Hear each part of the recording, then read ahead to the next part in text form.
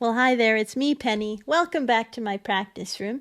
And in this tutorial, we're looking at the fugue, not the prelude, just the fugue, number 12 in F minor from Book 1 of the Well-Tempered Clavier. That's BWV 857, music by J.S. Bach, Mr. B as I like to call him. And I know I need to talk about the prelude, but I just had so much to say about this fugue, and you can see the length of this video is already quite long. So we'll address the prelude in another video, but this piece, the Prelude and Fugue number 12, is a new one for me that I'm learning currently and trying to work out all the fingerings and voicings and everything. And I got a lot I want to share with you about this fugue, some things I noticed about its structure, interesting things going on, and the main challenge of this piece, really. Playing this piece is like playing a game of Twister on the piano. You know, you got to put one finger here and the other finger there, and fingering is kind of an issue in this fugue. So you're going to see an overhead view, a couple of different ones there, as I work my way through the problems I'm having in this delicious four-voiced fugue in F minor. All right? So, without further ado, let's get over to the overhead view. Okay, so let's pull a wrapper off of this brand new fugue here that I'm working on. And I'm just going to go through the entries here and play them for you, beginning with the tenor, and it's marked in green here for the first 3 bars. Let's have a listen to that.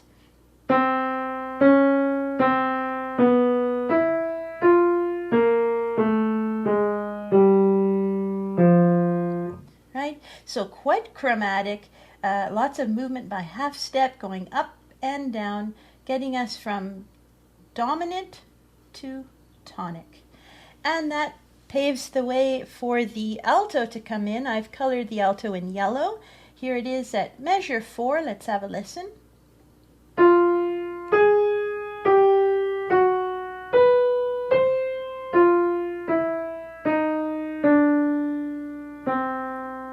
Right? And underneath that, we've got some active rhythmic patterns, these little motives.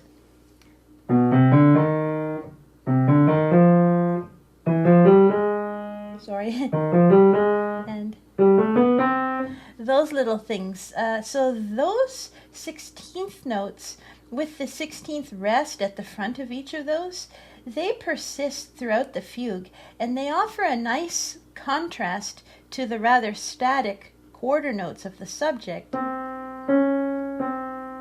Right? Rhythmically, the subject is not interesting at all. But, of course, it is interesting because of the contour of the intervals.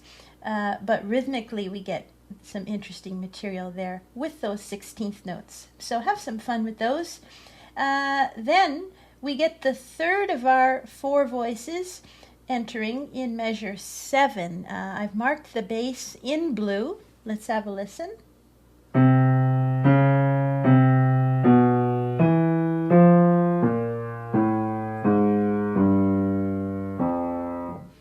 And if I'm not mistaken, that statement is exactly the same as the tenor in the opening. Yes, the alto, you notice, started on the tonic. Okay, so we've heard from 3 of the voices. We had a little bit of crossing in of voices here in measure 8. You see the tenor in green is higher than the yellow. So crossing of voices. That happens a few times in this piece, and it makes it incredibly difficult to follow along with my eyes, which is why I color-coded it. And I thought that I would just use these colors to show you because it would look nice on camera, but I'm finding that I'm using them myself to practice from. It's just so hard to control everything. So there we have our 3 voices, and then we would expect our 4th voice, the soprano, to enter around measure 10. However, for the next 3 bars, 10, 11, and 12, we get some sequential material.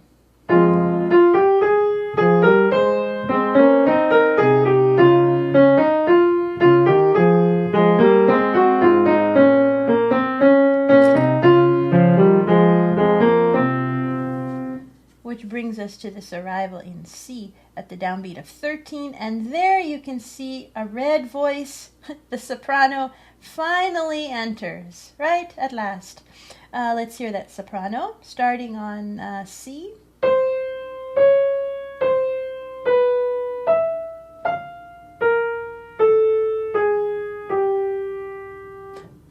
And then she goes on, or he goes on with more material. Another little sequential moment follows that. And it's important to note, or I think anyway, in this piece, that there's a lot of places where we only have 3 voices at a time. Where we just left off there at 16, you see there's no green, no tenor. The tenor is on vacation. If I pull up my second page here, which begins with measure 17, you see that for those next 2 bars, there's still no green. It's just all red, yellow, and blue. Soprano, alto, bass. The sequential material is finishing off there at 17. 16 we had, and then here at 17. Okay, so the little sequence. Then here we are at 18, moving along with just those 3 voices, and finally the tenor returns. That's the green voice here. But you notice the bass is gone. And look how far we have to go until we get the bass again. Right? The bass from, this is 19 where the bass left us. And the bass note doesn't return until the middle of 27. Oh my, that's a long time. The bass is actually the voice that is most frequently absent in this piece. And when it arrives, you want to treat it with some, like it's a guest that you haven't seen in a long time, right? Be excited when a voice returns after a prolonged absence. Let's have a listen to this tenor here at 19, which starts on G.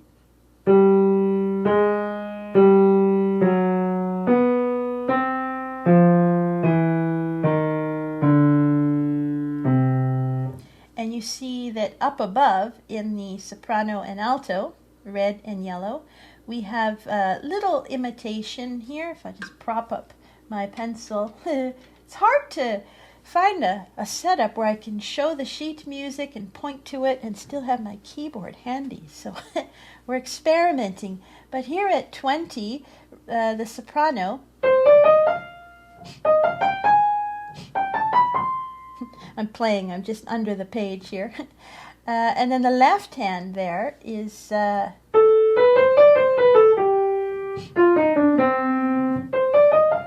so together.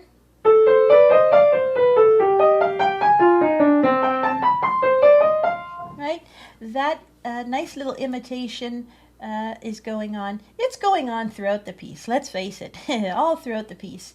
That's just one little sample of it.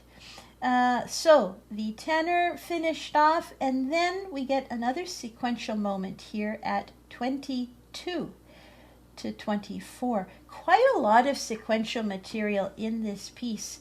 Let's have a listen to this one. This one is unique, actually, and they all sound basically the same, the sequences in this piece, except this one is rather unique in that it's way up high in the keyboard. You can't see my hand, but I am playing. Let's have a listen to that at 22.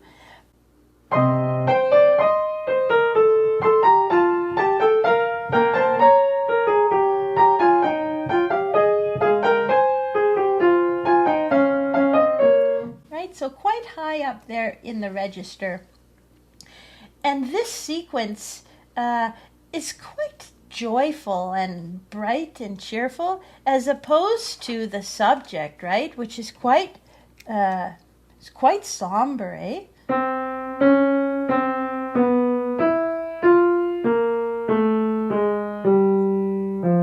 Ooh, it's very desolate, very gloomy, very uncertain, dark, full of despair. I haven't decided my final tempo yet, partly because these fingerings are so difficult to work out. I'm not sure what I'll be able to manage. I think ultimately I'd love if it could go fairly quickly, but I would never sacrifice clarity for speed. So we may have to be taking it under tempo. But my point my point is that the subject has one character, this dark, gloomy, desolate, mysterious, austere, kind of Halloween-ish, horror-like goth. This is a very gothic subject, versus the sequences, which are kind of light and bubbling and playful and joyous. So have some fun with that and enjoy that. Okay, so after that sequence that ends at 24, we're still without the bass. The bass enters in the middle of 27, and this is the original statement.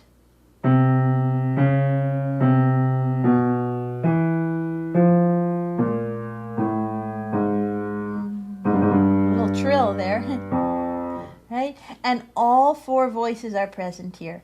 We do have some more crossing of parts there in 29 between the soprano and the alto. You see the yellow is above the red, right? So yellow is alto, red's underneath soprano. So that is interesting. We arrive in F minor there at the middle of 30, and what do you know? We got another sequence. Let's have a listen to this, starting right here, middle of 30.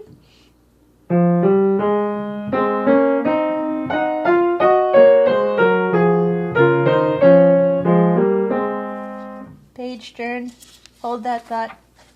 Pianist's nightmare, there is turning pages. So up here at 32.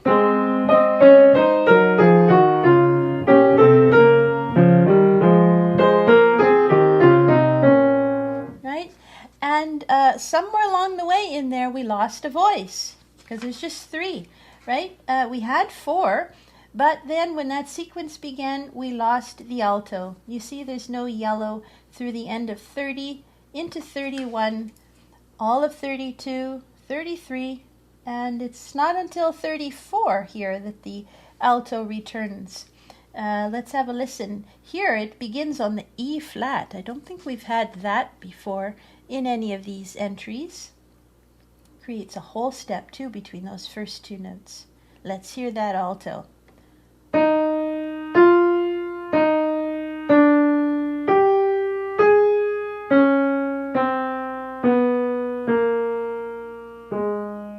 There it is.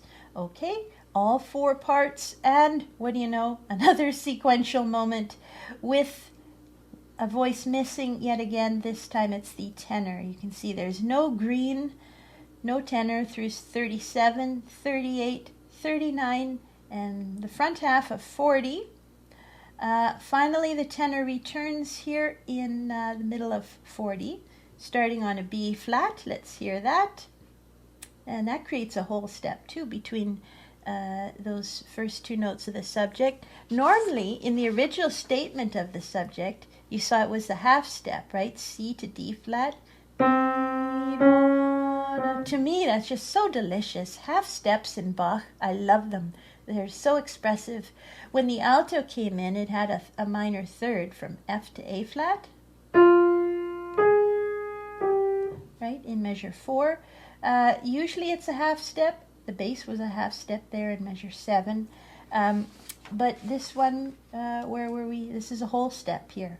So tenor, middle of 40, let's have a listen.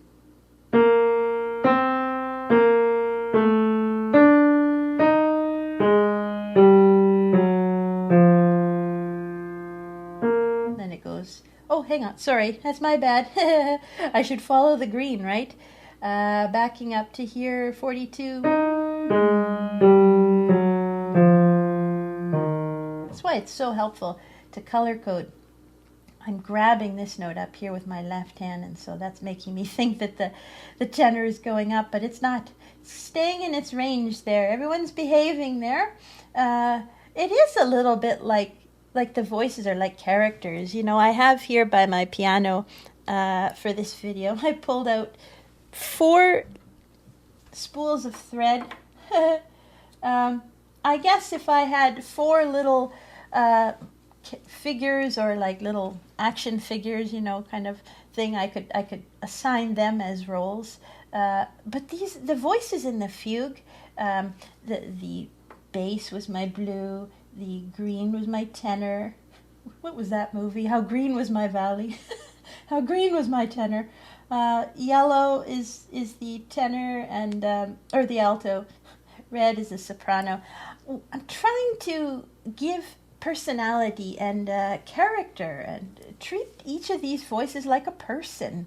And we have to be we have to believe in magic, in a way, I must say. Otherwise, it's just dots on the page, and that's boring. But if you infuse some playfulness and like a conversation, you'd be surprised how this music comes to life. Okay, so that was the tenor. And then we have another little sequential moment there in the middle of 43, 44, 45, and then into the beginning of 46. Let's have a listen to that, starting down here, middle of 43.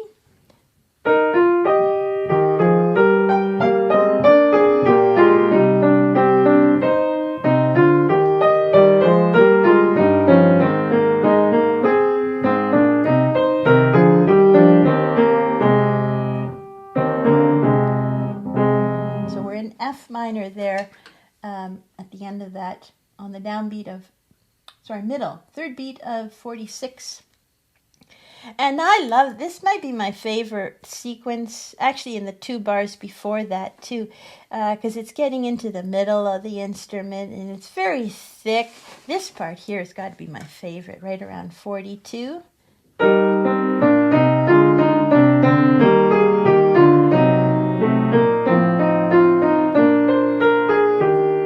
And there we are in E flat major, in the middle of 43, which sets up that sequence we just had.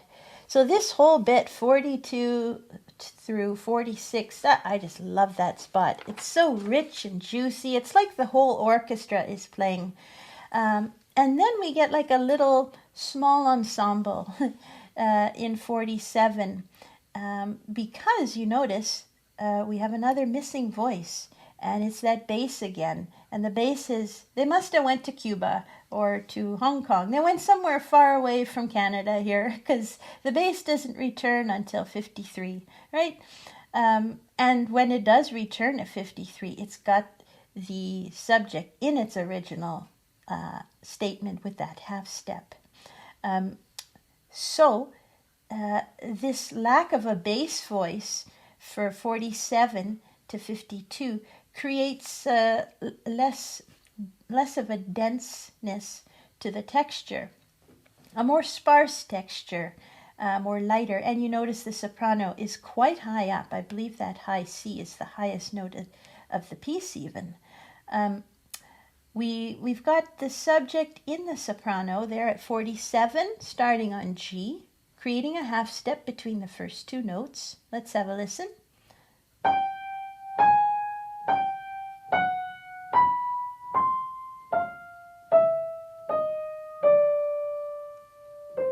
And then we got another little sequence at 50 right here. Let's have a listen.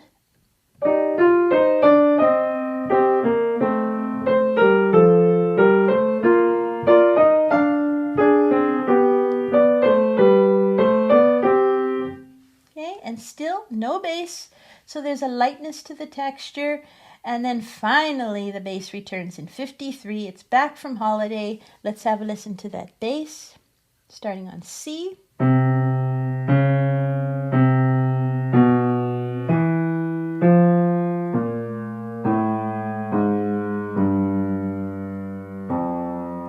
And then there's some imitations, again, through those last few bars. That motive that we saw in the opening, in measure 5 in the tenor, this little thing. That it creeps up throughout the piece, and it's here We could trace it through the tenor and the soprano and the alto. If I do that from 53.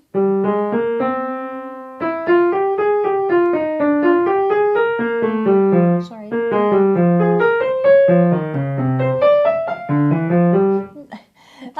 It's just endless, and that is the trouble in playing this piece. It's not that there are so many statements of the subject to manage. There really are not. There's only 10 entries of the subject. But it's this constant imitation between the voices in short notes. So there's a lot of strong fingers needed to play this. I also wanted to point out, before I get to actually playing it with a proper overhead view, to say that the order of entries, the order of operation here, as we said, was tenor, alto, bass, soprano. TABS. Tenor, alto, bass, soprano. That is the order that the voices enter. And that, in all of the Well-Tempered Clavier, that happens, just one other fugue. One other fugue. There's 48 fugues. Oops, this is not the one. Hold on. Here it is. 48 other fugues. And it's just one other that enters with that same order. And it's one I have not learned yet. This is fugue number 14 in F sharp minor, also book 1. Interesting that they're both in book 1 and both in minor and both on F.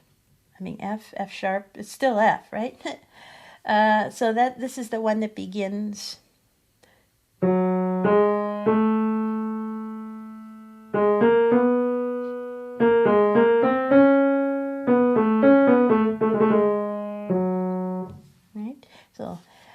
I thought that was interesting, and while in no way am I a statistician, I've never took, calculus or any of those, was never good in math in general, but from what I could come up with, I got my little scratch pad notes here, for all of the 4 voice fugues in the Well-Tempered Clavier, there are 24, correct me if I'm wrong, please do, because again, I am not a mathematician, but as far as I can tell, for a 4-voice fugue, there are 24 possible ways in which the voices could enter. You can see them written here, SATB, STBA, STAB, etc., etc. There they are. However, Bach only uses 7 of those, and those are the ones I've circled. I've got a little check mark next to them. So, again, of all of the 4-voice fugues in the Well-Tempered Clavier, Bach uses these 7 possible entries, order of entries. So he uses alto, tenor, bass, soprano. He uses alto, soprano, tenor, bass. He uses alto, soprano, bass, tenor. He uses tenor, bass, soprano, alto. He uses tenor, alto, soprano, bass. And here's the one that we've currently got on our hands, tenor, alto, bass, soprano, and also bass, tenor, alto, soprano. So there's a whole lot of them that have been left out, right? That is interesting to me. And what do we notice about the ones that he did use? Well, they all begin with either a middle voice or the bass, but usually a middle voice, alto or tenor. None of them begin with the soprano, and just one of them begin with the bass, even though there are plenty of possibilities. So I think that has to do with creating brilliance of sound and vividness of sound, and that when a high voice enters at the end, it's just a little more angelic and exciting. But something to take note. I had, if you don't mind looking at sloppy notes here, this is from a few months back when I was looking at this sort of thing. So these are the fugues in book 1, the fugues in book 2. You can see here we're doing number 12. these numbers on the side, that's the number of voices. Most of them have 3 or 4 voices. There's a few, like this one, number 4 in book 1, has 5 voices. But this one we're doing today, number 12, for 4 voices, tenor, alto, bass, soprano. There's that. And the other one that uses that, as we said, was number 14. There it is, TABS. So just some general stats there. I might do another video at some point where I talk in more depth about that. But I think it's worth noting that this is a rare event, that they begin in that order, and also that the soprano takes that absence before making its first entry in measure 13. Yeah. Oh, and I also, one other thing here, I have, because this subject, as I say, is just so thorny and chromatic and meandering and like sinewy and slithering along, mostly chromatic. And it reminded me of this fugue here from book 1, again, book 1, the B minor fugue. If I just play the subject, this is number 24. It's the last one of book 1.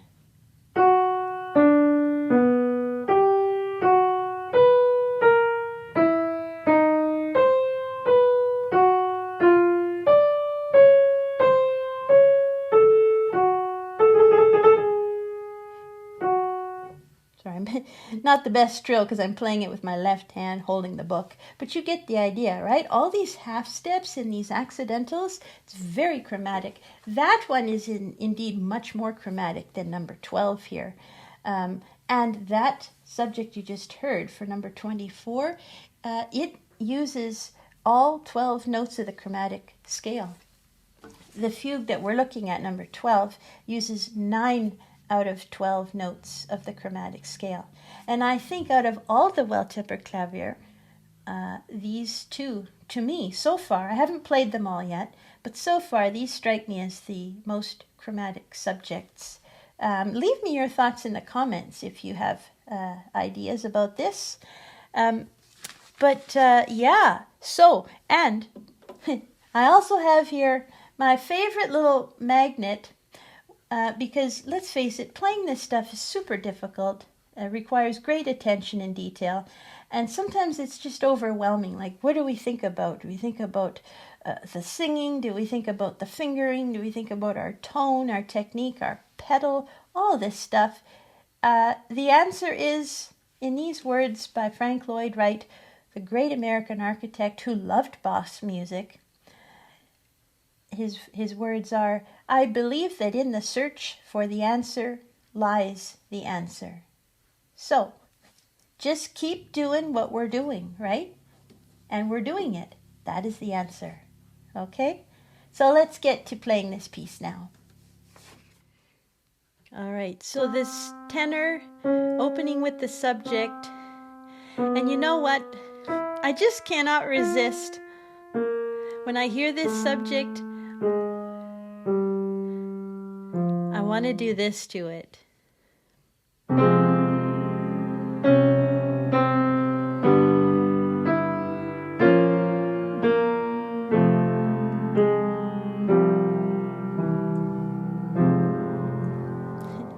You know, I think it's the shorts that I've been making lately where I try to put myself in Bach's shoes and figure out some ways he composed, moving by step and consonant intervals and whatnot.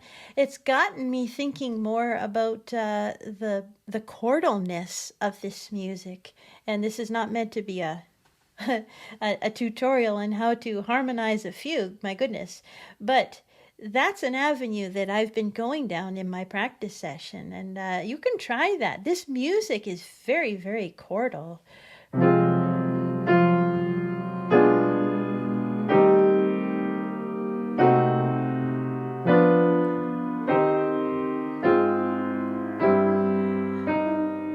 Right? And if you use a lot of pedal and really with a rich sound, my goodness, it Could be like a piece from 1875, right?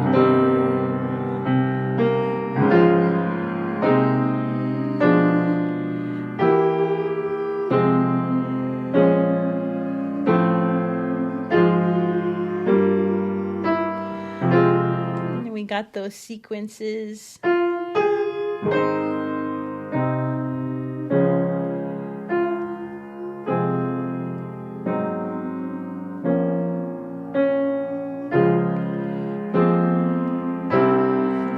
I'm not going to go on because I'm probably committing every harmony, forbidden rule of harmony under the sun. But, I'm not, as I've said before, I'm not a theorist or a analyst. I'm a classical pianist and with some theory training, and this is what I'm doing with it. Trying to make sense of this music.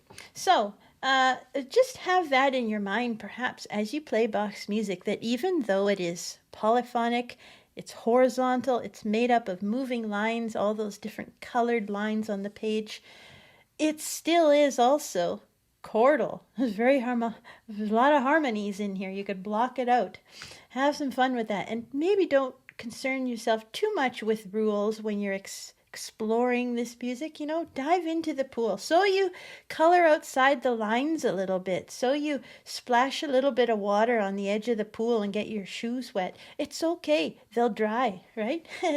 So let's get into this. As I say, the fingering, in particular, finger substitutions, is making this piece like a game of Twister on the keys. The opening is okay, though. I can manage that.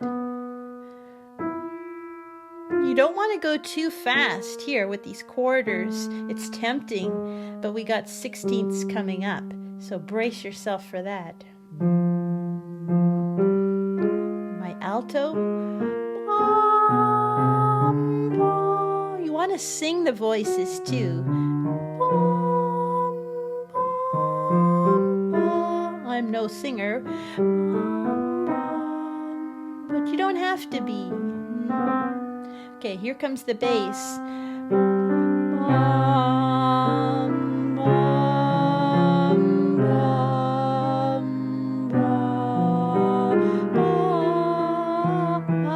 Sometimes it's hard to hear those bass voices.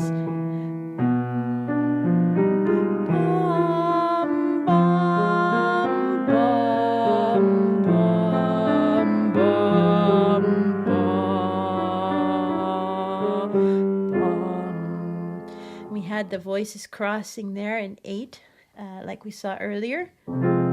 And here's our first sequential moment.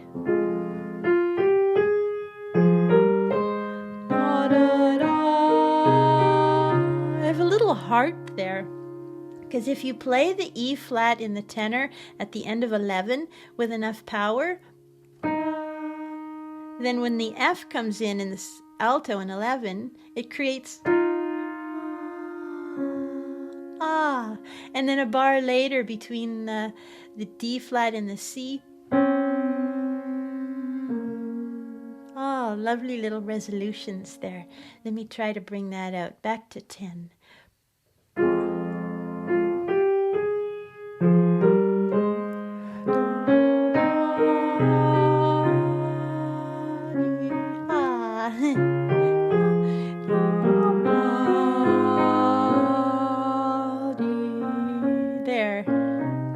So we heard it a bit. Now just back up a bit. Speaking of the tricky fingering, measure 10, beats 3 and 4. This is tricky here because in the alto, the tenor in the green, I have to do that little C, D flat, E flat with the thumb and second finger, and then thumb has to cross under like that, which would be easy if I cheated and let go of the alto up top. But you can see it's tied. So that requires my arm to kind of open up a little bit away from the body, and my fifth finger to kind of slide front and back on the key like that. You got to watch you don't bump any of these other keys.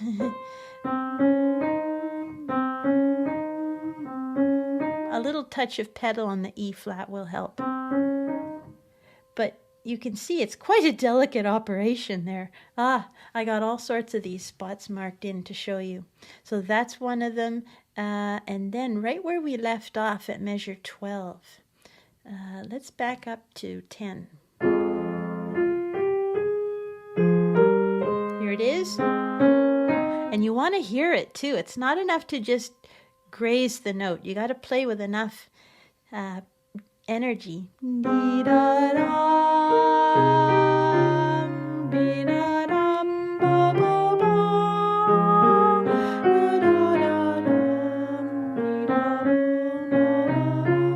Now here it is again, that darn tenor. This is in the middle of 13. F, G, A flat. I got to do that same awkward cross under of my thumb while holding the F of the alto in my fifth finger. It's a real stretch. And again, I'm sliding like this, front and back. The keys are like curling rinks, right? Your little curling ring has to slide front and back on that key.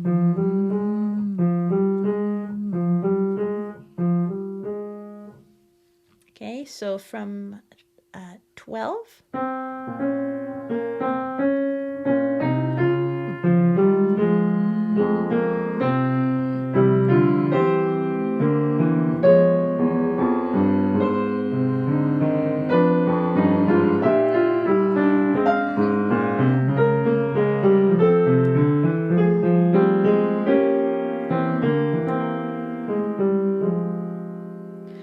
Okay, there's a couple little bombs waiting to go off there, fingering wise.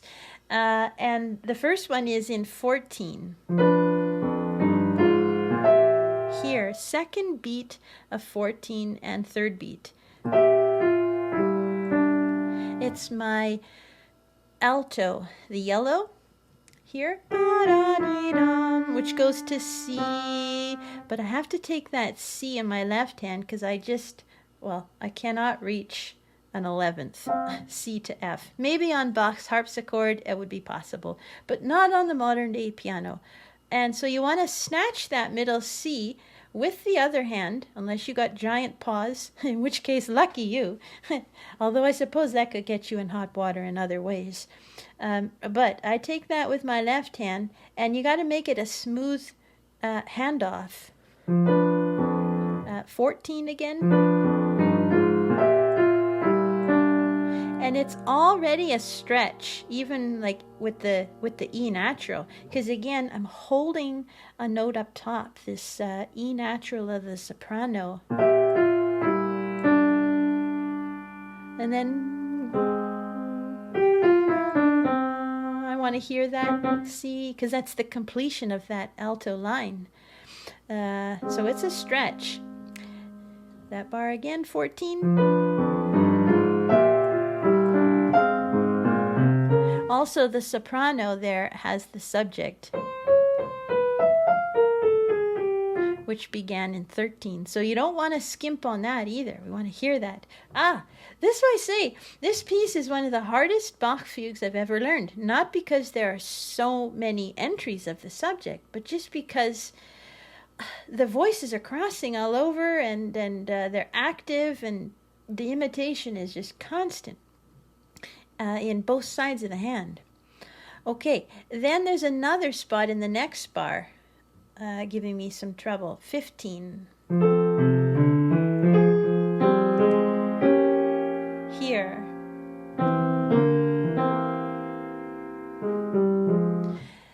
You gotta be really anal to play Bach well. Super, super picky, because you want to hold notes for their full value. And notice in that middle of 15, the tenor on the third beat has a B flat, and that same B flat is played in the same beat, at the end of the beat, as a 16th note in the right hand. So the right hand has to grab that note and then kind of get off of it immediately to keep holding it for the rest of that beat, because it's a dotted quarter. It goes into the fourth beat. So let me show you what I'm doing there. Beginning of 15. Doing some finger substitutions. And that B flat, I originally played it with the left hand, then I grabbed it with the right hand. And then I grab it with the left hand again, so that everything is held absolutely for its full value. No cheating.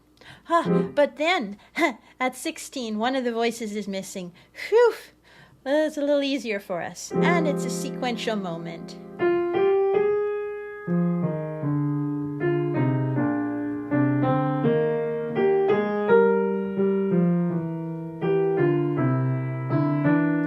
Oh no, here's more trouble at 18. Check out my soprano. I've got to do... well, I can let go of the C actually, but it's that right hand soprano. To get from that C to the high F, I'm doing a super quick substitution on the 16th note. So I'm substituting 3 for 4 there. Playing it with 4, substituting with 3.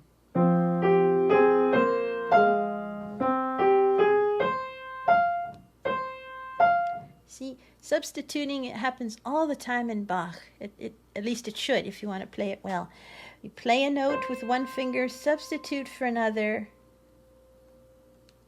like this, so that you can make your articulation of the polyphony nice and clear.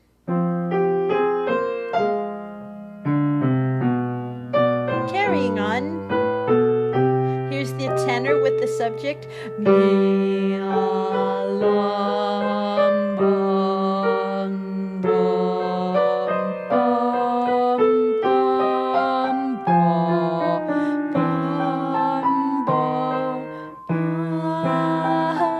bam, bam, bam. Now there in the middle of 21.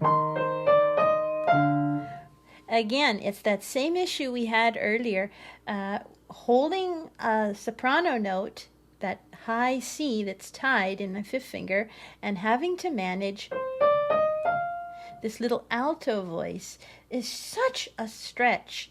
And if you're not careful, it could actually hurt. I do a lot of warm-ups. I'll link a card to the video where I show you how I warm up. But you really got to be... limbered up when you do this kind of stuff.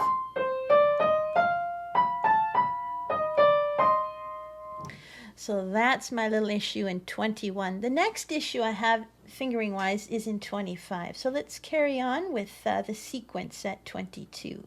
I'm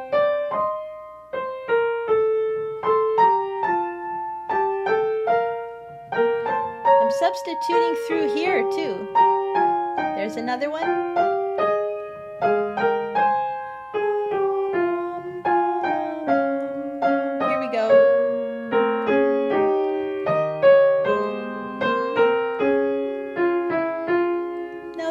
Isn't so bad.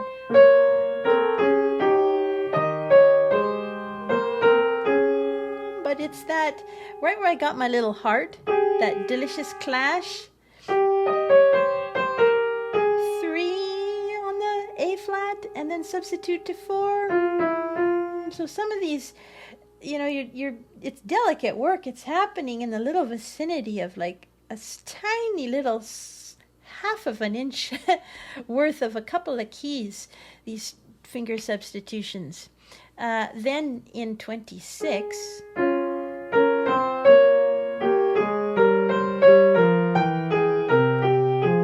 again, it's the same idea of the stretch. I'm holding the high G of the soprano, beat 4 of 26, while I have to simultaneously play the alto. And then a little substitution there from 2 to 1. You know, you notice my hand is kind of like like doing an A-OK. It's A-OK, folks. That kind of symbol, right? There's a lot of this. You can't possibly, I can't imagine anyway, how it would be possible to play any piece of advanced piano repertoire with an entirely nice flat hand. Sometimes there are really awkward intervals and leaps and stretches where you just gotta be very creative. That's the next bar.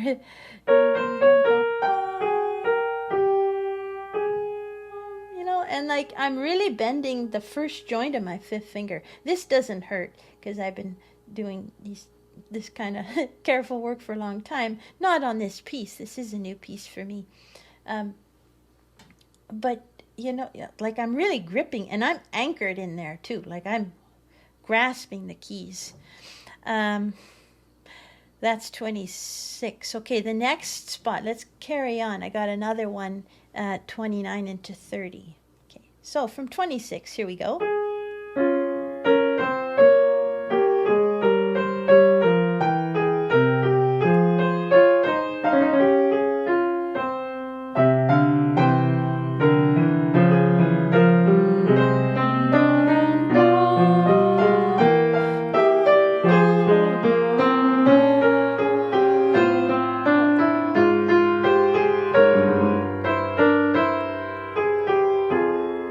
This spot, 29 and 30, is not so much hard because of the fingering, but because the voices are crossing. You see the red voice, which is at the top at the beginning of 29, then crosses below the yellow. The yellow is the alto. And the alto is on top. So I'm just trying to follow those lines. Here's 29 again. I'm taking some of the tenor part with my right hand there in this end of the first beat into the second beat. Oh, that's a stretch, but I can finally lift off that high C from the soprano. Oh, and I'm listening for the soprano going, ba, ba, ba, ba, even though I'm playing the alto up there. Actually, this is a tricky fingering spot. Then I'm doing a little substitution. I do my little turn on the catwalk on that F there, right? 2 to 3. And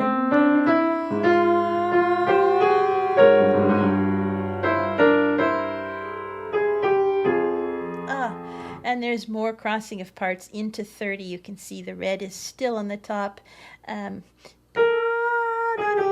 With the yellow on top. So just try, and then there's a dotted note and there's a tie. Super, super picky. Hold everything. Don't cheat at all. That's what I say. Yeah. Ooh, my hands are feeling nice and worked in and strong. Let's keep going here. This is 30. I have something to show you. I got to check my my notes. 31 to 33 has some difficult fingering. Here we go. Middle of 30.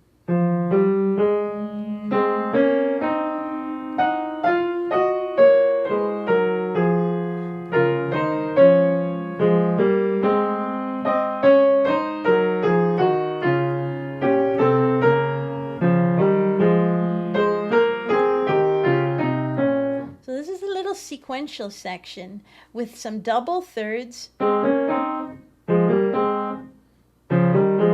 in the tenor and bass, but the hand that's giving me the grief is the right hand. Notice there's no alto here, there's no yellow, but the tenor has went up into the alto range. So this is 31. My soprano, I got 4, 5. 4, 3, and then 5. Sorry, I forgot my bass there. Let me just show you that right hand.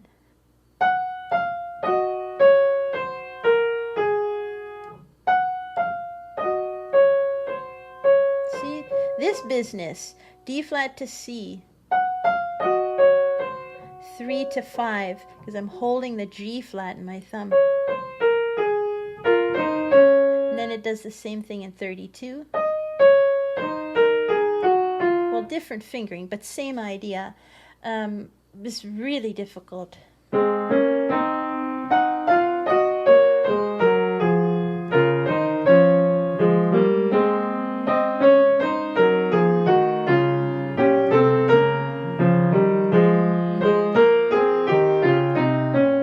Right? And through all of this, I'm still not at the point where I'm working on voicing and creating color. I'm just trying to ingrain in my body the kind of arc and movement of my arms and the fingering and the movements I have to make to hear everything.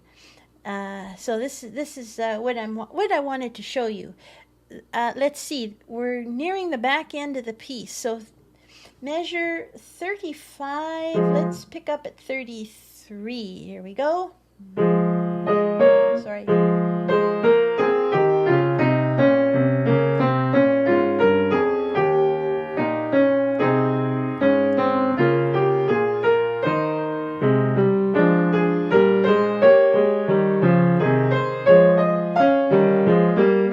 There, at the end of 35, the tenor and bass have double thirds.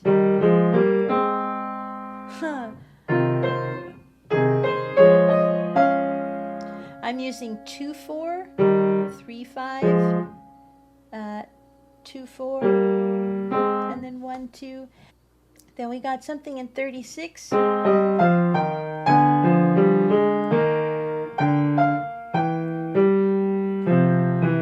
Here, it's the left hand's turn to have some difficult finger work. Again, it's like a game of Twister. I gotta put what finger on where? While that other finger is somewhere else. Gosh, even the color of these voices is like a Twister game. I got my B flat alto in my thumb. I got my bass E natural in finger 4, going to C. And in the middle of that is the tenor, going from G, F, E natural. And it's the very last 2 16th notes there, because I'm holding this B flat. If I didn't have to play that last E natural, that would be fine. But I got to fit my 4th finger in there, because that C in the bass needs to carry for the duration of those 2 16ths. Again, if I were cheating and letting notes up earlier, this would be much easier to play. But I don't want to do that. Whew. Okay, 37 is where I left off. Okay, I got another spot coming at 42. So let's hear 37.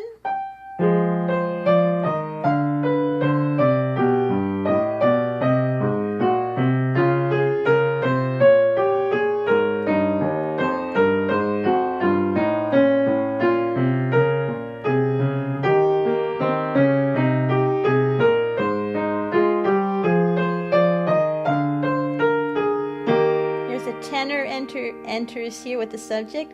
Lum, bum, bum, bum. Okay, 42. This is a trouble spot. That E flat in the tenor, I'm taking it with my thumb and then I'm grabbing it with my right hand, 3rd finger. And then in the alto, the end of beat 2, the middle C, I'm playing that with my 2nd finger. I was playing it, with my thumb, substituting to the 2nd finger. And there's 16ths. It happens so fast. Did you see that?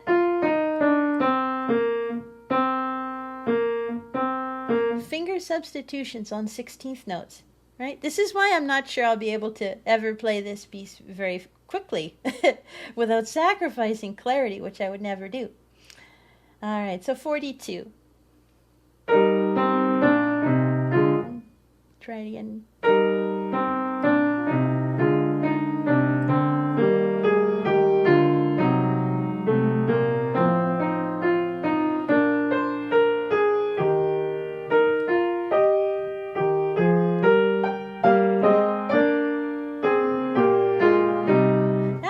tricky there, middle of 44. This alto.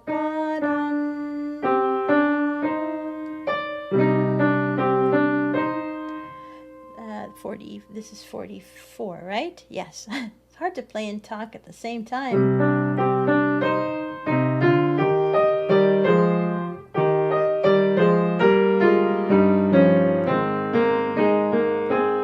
There's just so much of this kind of hand shape throughout the piece in my right hand, whether it's up here or down here.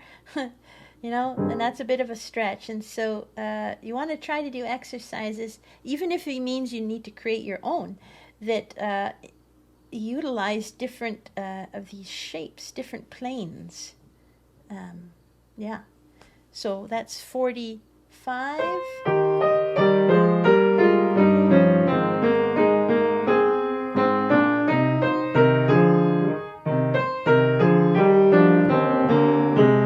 So here's a tricky spot. Watch the soprano. The top of my right hand, this is second half of 46.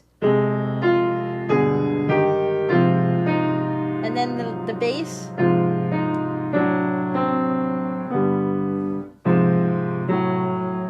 The tenor has the C, that's a quarter note, and then in the alto and bass surrounding it. So a little bit of fancy footwork there from the right hand. Okay, so 47 there. I had to take a little pit stop to empty the memory on the phone. Ooh, 47. We're in G major. Let's carry on there.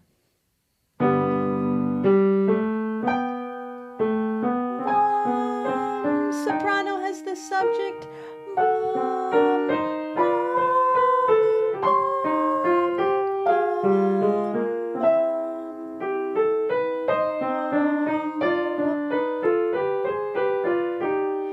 We've arrived at a little sequence at 50. But in the middle of that spot you just heard at 48, there's some tricky stuff. Let me show you what I'm doing. 48. Again, it's that same issue of I got to hold a long note on the top, the outside of my hand, while voicing a little melody in the bottom of the hand. And I can't reach that G, because then I gotta get up here. G, 9, 10, that's another 11th. I wish I could reach that, eh? G to C, that's well over an octave. I cannot reach that. I can reach a 9th comfortably. And if under good weather conditions, I could reach a 10th, but certainly not an 11th. So, in that 48,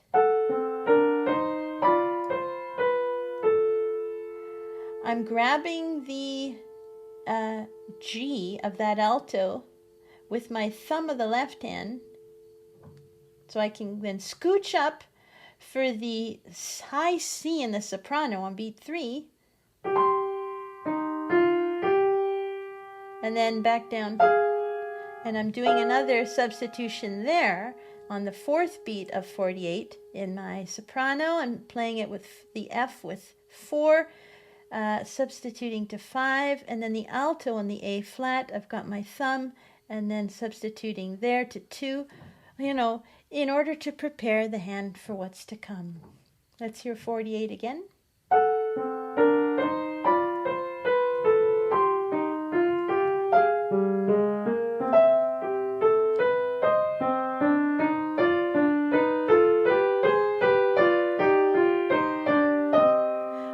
This is comfy.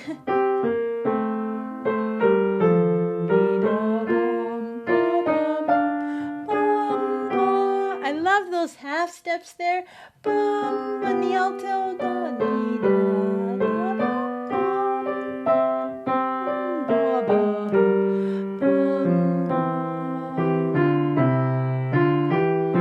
Here's the bass.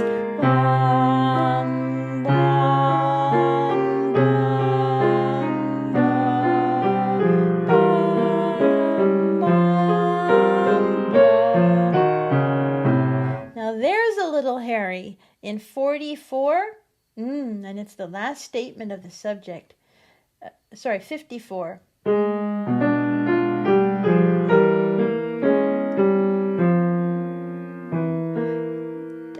In my alto, the D flat, 2 to 1.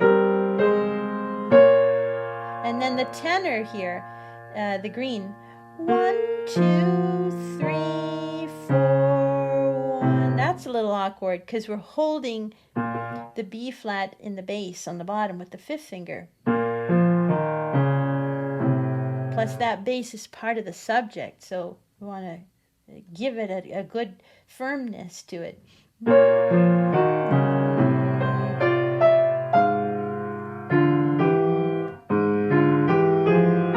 That's tricky as well. 55, my gosh. The problem there is back up in the right hand, I'm holding that high F in the soprano with my fifth finger. And the alto, la, la, la, la. I'm using 1, 2, 1, 2 with a substitution back to 1 so that I can execute the rest of the soprano. This is crab walking all over the place here.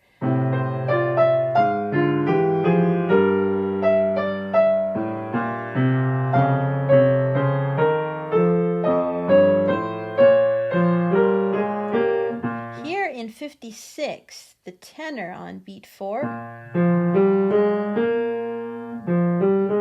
2, 1, 2, 1. Normally, I don't like to use the same two fingers consecutively. I'm always talking about that. But I have no other choice here because I have to hold that B flat in the bass with my fifth finger. Maybe if I had 2 extra fingers, I could. Oh, but I don't. And then that bass, I guess, let me back up to 56.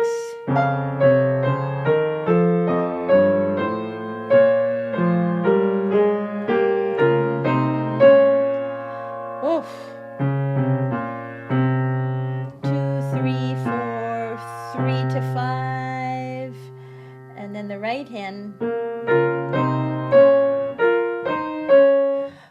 These we got a fourth, a fifth, a fourth, a sixth, and an octave there in the end of 56. So it's impossible to get absolute smooth connected playing there. I'm adding a dash of pedal on each 16th. Not much, maybe a quarter pedal, but certainly one on each quarter, on each 16th.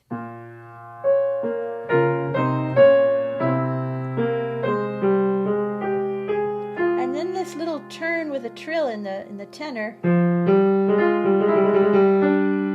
I take it with 3, 1, 3, 1, and then I finish it with finger 2, and then you notice the alto has that middle C whole note. Then I grab that from the right hand so that I can then make the right hand trill in the soprano with some level of skill and beauty, hopefully. Because if I hold that C with my right hand, it's a lot harder. But if I just cheat and grab it with my left hand,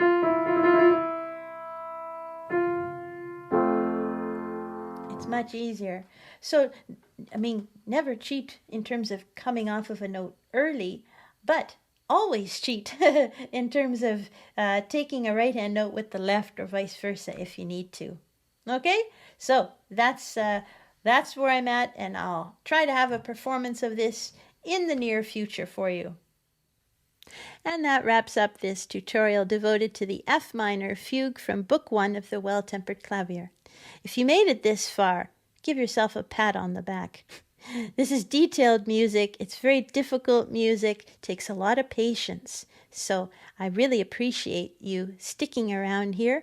And a special thank you to all the new subscribers. I hope that you will find value on my little channel devoted to the music of Mr. B. Happy practicing to all of you. Stay well, stay safe, and we'll see you again soon for more explorations of Bach's music. Take care. Bye-bye.